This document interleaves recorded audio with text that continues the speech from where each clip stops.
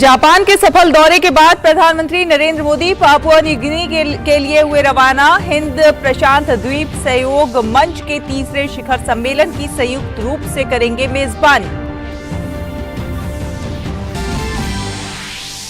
प्रधानमंत्री नरेंद्र मोदी ने G7 शिखर सम्मेलन में एक शांतिपूर्ण, स्थिर और समृद्ध दुनिया की ओर विषय पर आयोजित सत्र में लिया भाग। यूक्रेन के राष्ट्रपति व्लादिमीर ज़ेलेंस्की इस कार्य सत्र में हुए शामिल। दुनिया भर के नेताओं ने वैश्विक चुनौतियों से निपटने के तरीकों पर किया मंथन।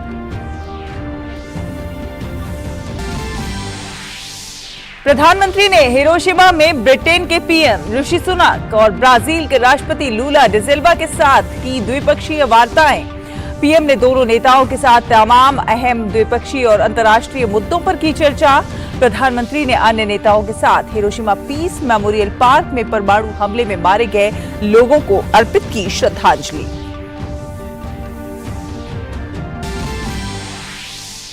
केंद्रीय गृह मंत्री अमित शाह गुजरात के दौरे का आज दूसरा दिन। अमित शाह आज अहमदाबाद में विभिन्न नागरिक परियोजनाओं का उद्घाटन और शिलान्यास करेंगे।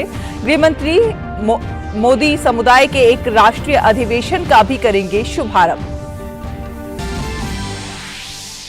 आईपीएल में आज खेले जाएंगे दो मुकाबले। दिन के पहले मैच में मुंबई इंडियंस और सनराइजर्स हैदराबाद के बीच होगी भिड़ंत, तो वहीं दूसरे मुकाबले में रॉयल चैलेंजर्स बेंगलुरु और गुजरात टाइटंस होंगे आमने सामने।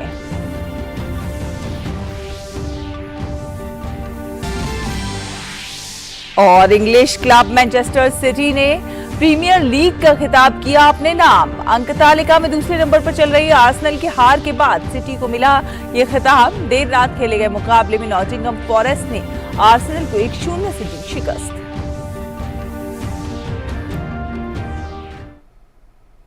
नमस्कार, आप देख रहे हैं डीडी न्यूज और आपके साथ मैं हूं शहला निगार। प्रधानमंत्री नरेंद्र मोदी अपनी जापान यात्रा को समाप्त करके पापुआ न्यू गिनी के लिए रवाना हो गए हैं।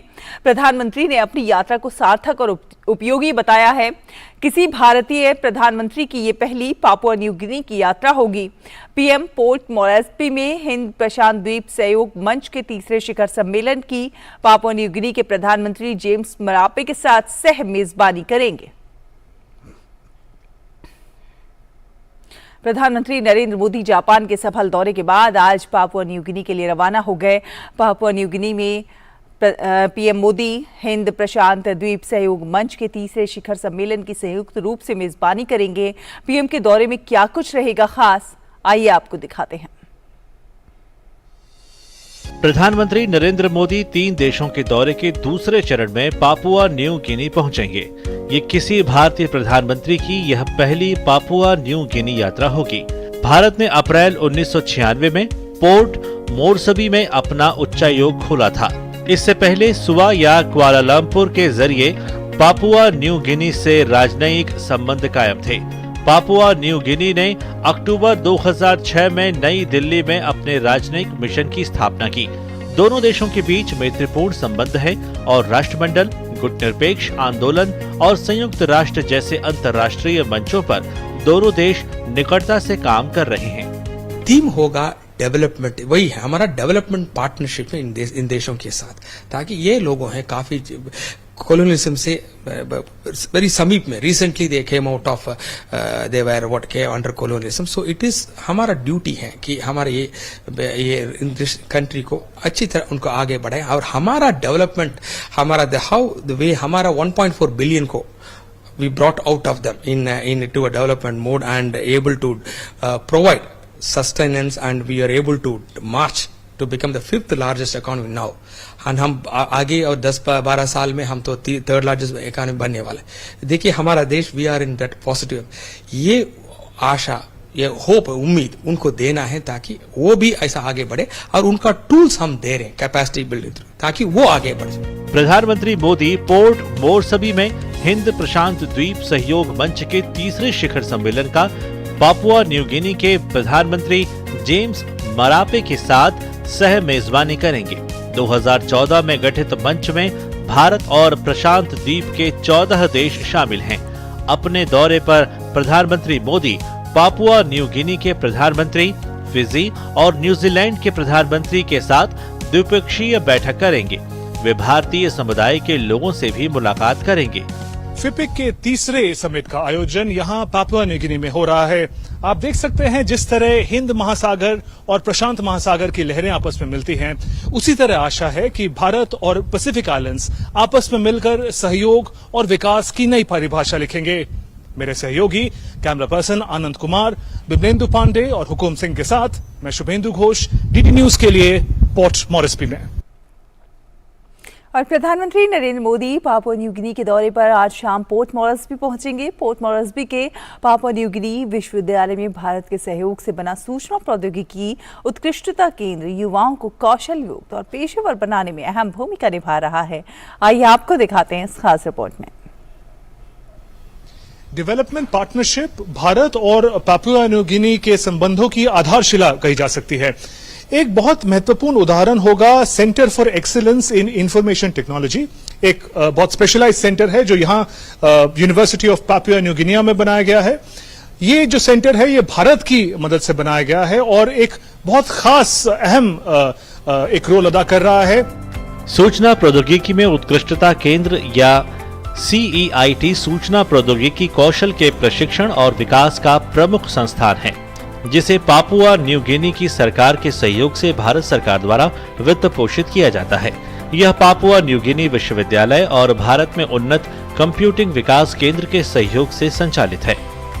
This center established in I think the preparatory work and signing of the MOU for this center took place in 2016. From 2016 on to 2019, we did the preparatory work with the government of India together with the government of PNG. CDEC was the implementing agency on behalf of the government of India, while UPNG was appointed as implementing agency on behalf of the government of Papua New Guinea. That's how we got engaged in this project. CEIT Papua New Guinea और भारत सरकार की ऐसी पहल है जिससे कौशल युक्त कामगारों और विश्व स्तरीय IT पेशेवरों की खेप तैयार होगी। इससे पापुआ न्यू गिनी में निवेश भी आकर्षित होगा और सॉफ्टवेयर निर्यात के जरिए राजस्व भी पैदा होंगे। ये केंद्र द्वीप राष्ट्र के युवाओं का भविष्य को आकार देने में महत्वपूर्ण भूमिका निभा रहा है। This is a Center for Excellence in IT. Okay, it's a project funded and supported by the Indian government and of course Papua New Guinea government. It's a bilateral friendship and it was very big project. Okay, it started by constructing this place and of course sending us, okay, Papua New Guineans, about 6 of us, okay, to study in India, in Pune, SIDAC. Privilege for this, for Papua New Guinea to have this friendship. Relationship between India and PNG is very important to us. It gives us the opportunities for students to learn IT and in various fields. Bharat और Papua New गिनी ने port मोर्सबी में Papua New गिनी विश्वविद्यालय में CEIT की स्थापना के लिए 2016 में एक समझौता ज्ञापन पर हस्ताक्षर किया था। आज ये संस्थान भारत की क्षमता निर्माण की पहल के एक चमकदार उदाहरण के रूप में खड़ा है। शुभेंदु घोष की report, DD news, Port Moresby, Papua New Guinea. और इससे पहले प्रधानमंत्री नरेंद्र मोदी ने हिरोशिमा में कई वैश्विक नेताओं के साथ द्विपक्षीय वार्ताएं की। प्रधानमंत्री ने इस बात पर जोर दिया कि भारत का हमेशा ये मत रहा है कि किसी भी तनाव, किसी भी विवाद का समाधान शांतिपूर्ण तरीके से बातचीत के जरिए किया जाना चाहिए। आपको दिखाते हैं हमारे संवाददाता अमृतपाल सिंह की ये रिपोर्ट। अपने 3 देशों के दौरे के दौरान प्रधानमंत्री की जापान विजिट की ये लेग आज समाप्त हुई। प्रधानमंत्री ने हिरोशिमा में G7 शिखर सम्मेलन में शिरकत करते हुए इस बात पर जोर दिया कि ग्लोबल साउथ की नीड्स, उनकी समस्याएं, उनकी कंसर्न्स, उनकी एस्पिरेशंस को ग्लोबल एजेंडा का हिस्सा बनाना बहुत जरूरी है। वहीं विश्व नेताओं के साथ अपनी बायलैटरल मुलाकातों के दौरान प्रधानमंत्री ने इस बात पर जोर दिया कि भारत वो सब करेगा जो एक पीसफुल, स्टेबल और प्रॉस्परस दुनिया के लिए जरूरी है। कैमरामैन के राणा के साथ Amritpal Singh, DD news, Hiroshima. प्रधानमंत्री नरेंद्र मोदी और अन्य वैश्विक नेताओं ने जापान के हिरोशिमा में आयोजित G7 शिखर सम्मेलन में एक शांतिपूर्ण, स्थिर और समृद्ध दुनिया की ओर विषय पर आयोजित सत्र में भाग लिया। यूक्रेन के राष्ट्रपति वोलोदिमीर ज़ेलेंस्की भी इस कार्य सत्र में शामिल हुए। सत्र में उनकी उपस्थिति ने रूस यूक्रेन संघर्ष पर ध्यान केंद्रित किया। और प्रधानमंत्री नरेंद्र मोदी और ब्रिटेन के प्रधानमंत्री ऋषि सुनक के बीच हिरोशिमा में द्विपक्षीय वार्ता हुई। दोनों नेताओं ने व्यापार, निवेश, विज्ञान और प्रौद्योगिकी, उच्च शिक्षा जैसे कई अहम मुद्दों पर चर्चा की। इसके साथ ही दोनों नेताओं ने रणनीतिक साझेदारी की समीक्षा की, जिसमें भारत यूके FTA वार्ता में प्रगति पर भी बातचीत शामिल रही। इसके अलावा आज हिरोशिमा में भारत और ब्राजील के बीच भी द्विपक्षीय वार्ता हुई। प्रधानमंत्री नरेंद्र मोदी और ब्राजील के राष्ट्रपति लुइस इनासियो लुला डी सिल्वा ने तमाम अहम मुद्दों पर बातचीत की। दोनों नेताओं ने रक्षा उत्पादन, व्यापार, फार्मास्यूटिकल्स, कृषि, डेयरी और पशुपालन के साथ नवीकरणीय ऊर्जा जैसे क्षेत्रों में भारत ब्राजील रणनीतिक साझेदारी को और मजबूत बनाने के तरीकों पर चर्चा की। इससे पहले प्रधानमंत्री नरेंद्र मोदी और अन्य वैश्विक नेताओं ने आज हिरोशिमा पीस मेमोरियल में एटमी हमले में मारे गए लोगों को श्रद्धांजलि अर्पित की।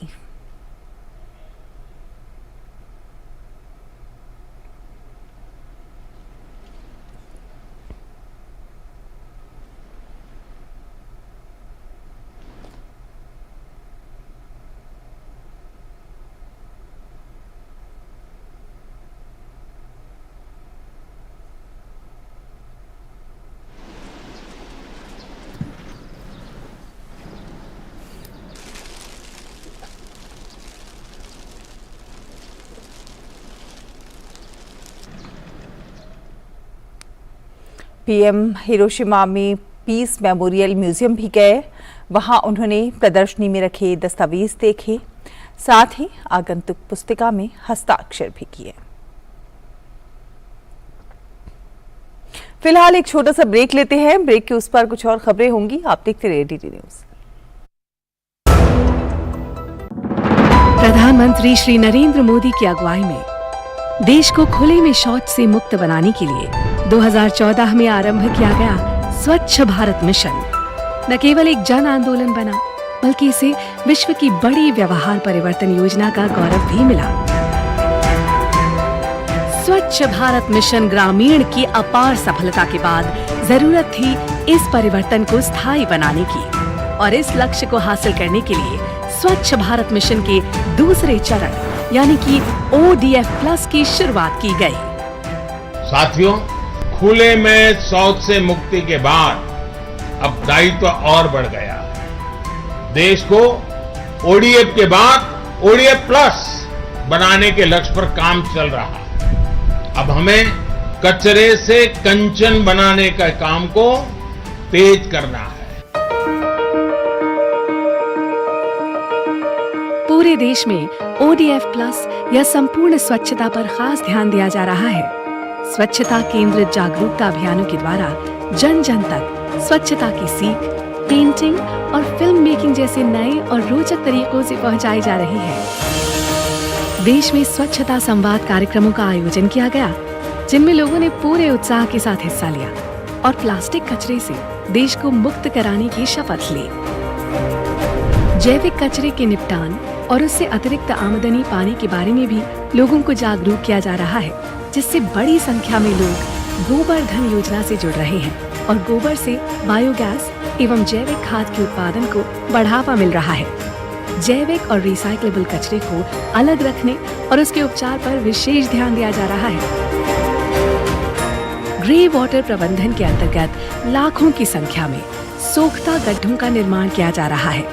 इसके अलावा पुराने एक गड्ढे वाले शौचालयों को रेट्रोफिट करके 2 सोख्ता गड्ढों वाले शौचालयों में बदला जा रहा है और मल प्रबंधन पर भी विशेष ध्यान दिया जा रहा है।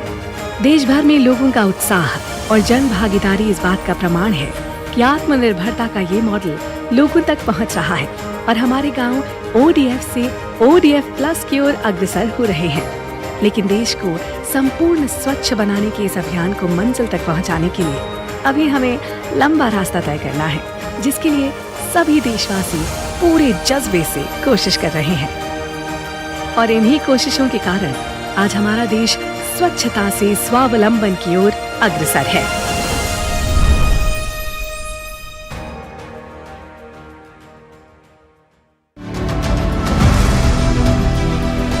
आज के अंक में हम बात करने वाले हैं जंगल की आग की। जंगल की आग से हमें क्या दीर्घकालीन नुकसान होते हैं? क्लाइमेट चेंज में ये एक बहुत बड़ा अहम रोल प्ले करता है फॉरेस्ट फायर को मिटिगेट। बिल्कुल ऐसा माना जा रहा है कि आग है जंगल की, ये बढ़ गई है संख्या में। प्री फायर अलर्ट भेजा जाता है, राज्य सरकार के नोडल अधिकारी को भेजते हैं हम लोग, वो उसका एनालिसिस करके दे further pass on the information to field functionaries to remain in alert and take mitigative preventive actions. बहुत इम्पोर्टेंट है कि आग की डायरेक्शन के बारे में पता होना चाहिए। विंड डायरेक्शन क्या है?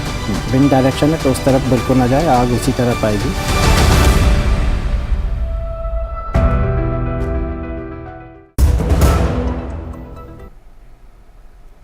और ब्रेक के बाद स्वागत है आपका। आपको बता दें, अमित शाह के गुजरात दौरे का आज दूसरा दिन है। अमित शाह अहमदाबाद में राज्य सड़क परिवहन निगम की 320 नई बसों का लोकार्पण करेंगे।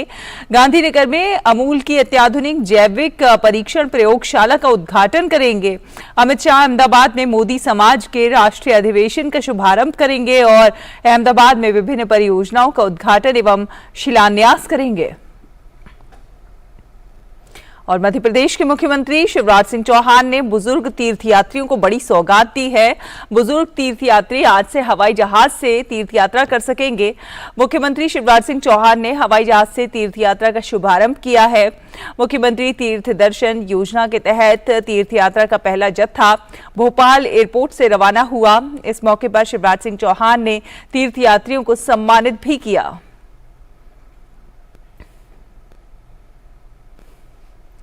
और बीएसएफ के जवानों ने पाकिस्तान के नापाक मंसूबों को फिर से एक बार नाकाम किया है। अमृतसर में बीएसएफ ने पाकिस्तान के एक ड्रोन को जब्त किया है। इससे पहले शनिवार को भी बीएसएफ ने एक ड्रोन को बरामद किया था। जवानों ने ड्रोन के साथ नशीली सामग्री भी जब्त की। और जम्मू कश्मीर में G20 की बैठक को लेकर सुरक्षा व्यवस्था पुख्ता कर दी गई है। आवाजाही के दौरान वाहनों की चेकिंग की जा रही है। श्रीनगर में आने जाने के सभी रास्तों पर विशेष चौकियां स्थापित की गई हैं। इलाकों में गश्त बढ़ा दी गई है। सीआरपीएफ, पुलिस और सेना के जवानों के साथ सभी सुरक्षाकर्मी किसी भी स्थिति से निपटने के लिए पूरी तरह से तैयार है। CUET UG 2023 की परीक्षा का पहला सत्र आज से शुरू हो गया है। परीक्षा में 14,99,000 से ज्यादा परीक्षार्थियों ने पंजीकरण कराया है। परीक्षा का आयोजन 13 भाषाओं में होगा। हिंदी, अंग्रेजी के अलावा ये विभिन्न क्षेत्रीय भाषाओं में कराया जाएगा। हालांकि जम्मू कश्मीर में आज होने वाली परीक्षा 26 मई को आयोजित की जाएगी। इसी तरह मणिपुर में भी कानून व्यवस्था की स्थिति को देखते हुए परीक्षा 29 मई को होगी। शैक्षणिक सत्र 2023-24 के लिए करीब 250 केंद्रीय, राज्य विश्वविद्यालयों और विभिन्न स्नातक कार्यक्रमों में प्रवेश के लिए परीक्षा आयोजित की जा रही है। और आर्यन खान मामले में एनसीबी के पूर्व जोनल डायरेक्टर समीर वानखेड़े आज भी पूछताछ के लिए सीबीआई के समक्ष पेश हुए। समीर वानखेड़े पर आर्यन खान के परिवार से 25 करोड़ रुपए की रिश्वत मांगने का आरोप है।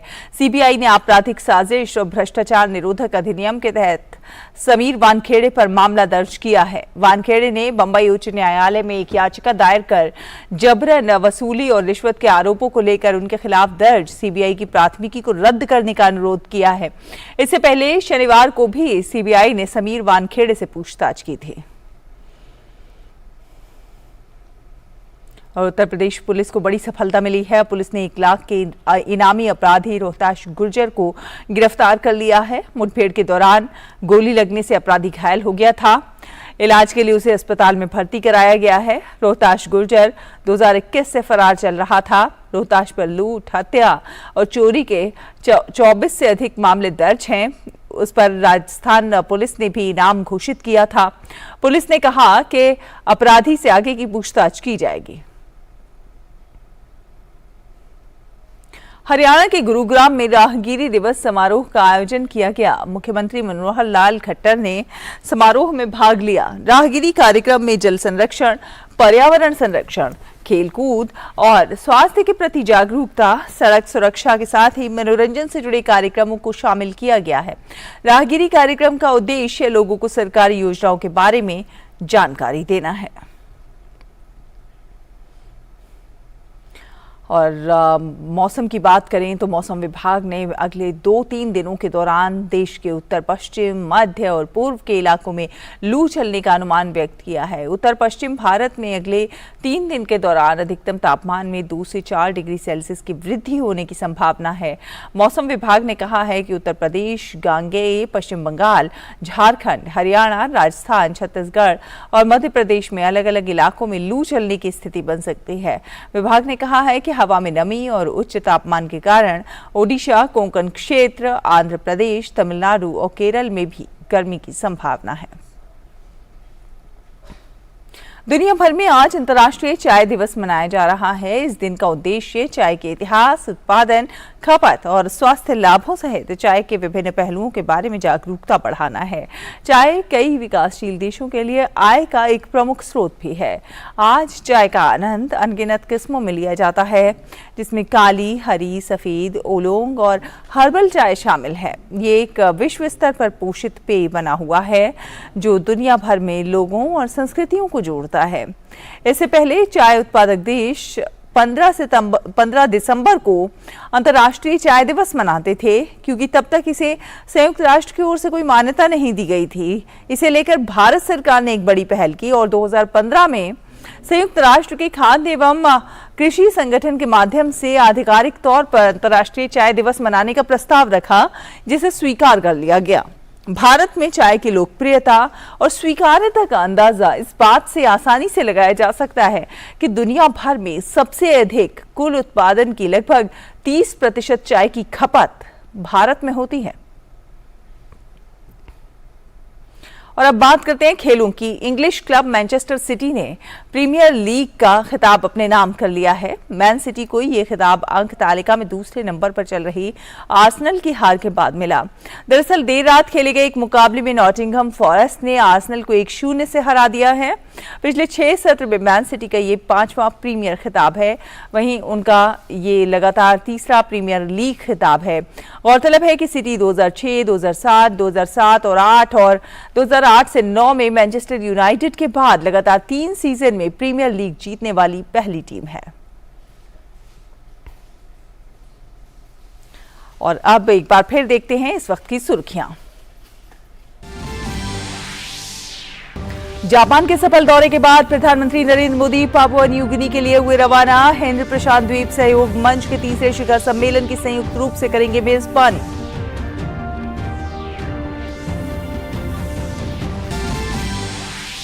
प्रधानमंत्री नरेंद्र मोदी ने G7 शिखर सम्मेलन में एक शांतिपूर्ण, स्थिर और समृद्ध दुनिया की ओर विषय पर आयोजित सत्र में लिया भाग। यूक्रेन के राष्ट्रपति व्लादिमीर ज़ेलेंस्की इस कार्यसत्र में हुए शामिल। दुनिया भर के नेताओं ने वैश्विक चुनौतियों से निपटने के तरीकों पर किया मंथन।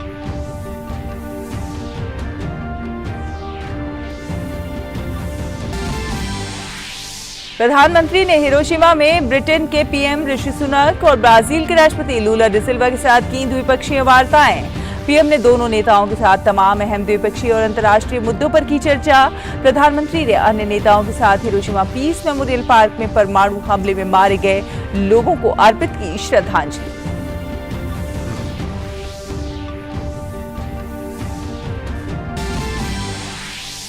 केंद्रीय गृह मंत्री अमित शाह के गुजरात दौरे का आज दूसरा दिन। अमित शाह आज अहमदाबाद में विभिन्न नागरिक परियोजनाओं का उद्घाटन और शिलान्यास करेंगे। गृह मंत्री मोदी समुदाय के राष्ट्रीय अधिवेशन का भी करेंगे शुभारंभ।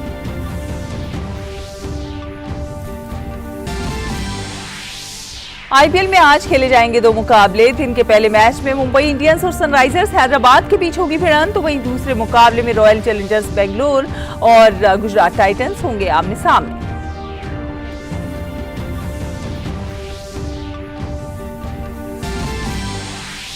और इंग्लिश क्लब मैनचेस्टर सिटी ने प्रीमियर लीग का खिताब किया अपने नाम। अंक तालिका में दूसरे नंबर पर चल रही आर्सेनल की हार के बाद सिटी को मिला ये खिताब। देर रात खेले गए मुकाबले में नॉटिंघम फॉरेस्ट ने आर्सेनल को 1-0 से दी शिकस्त।